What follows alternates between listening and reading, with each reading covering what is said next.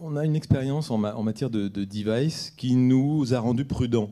C'est-à-dire qu'on est devenu adepte des pilotes dans ce domaine-là pour bien calibrer le contenu que l'on met dans ces nouveaux outils. Et je pense que la clé, elle est vraiment ici, à savoir que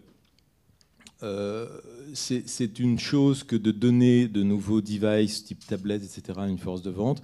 C'en est une autre d'avoir en amont calibré, prévu les contenus et cadré cette force de vente dans l'utilisation pour en tirer le meilleur parti.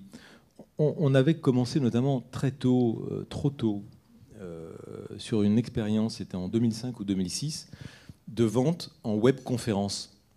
C'est-à-dire que c'est pour nos vendeurs sédentaires qui consistait à prendre la main, ce qui est quand même assez magique et très intéressant, puisque prendre la main sur l'ordinateur de son interlocuteur, qui permet pratiquement de passer du rendez-vous téléphonique à un rendez-vous pas physique, mais entre les deux.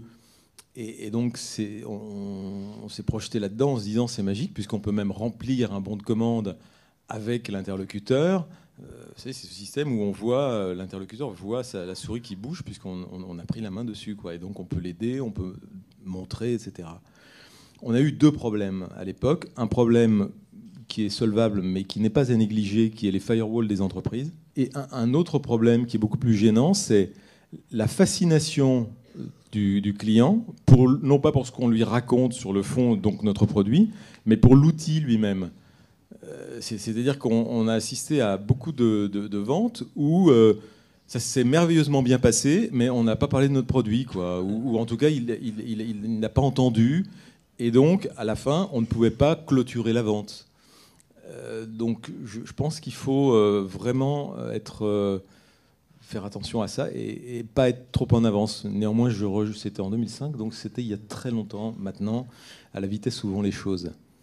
Et donc, on a par exemple nous, une autre expérience qu'on mène actuellement, mais sous forme de pilote justement pour bien calibrer nos contenus, qui est une expérience de CRM mobile, où sur leur smartphone, nos commerciaux ont un accès à notre CRM dans une forme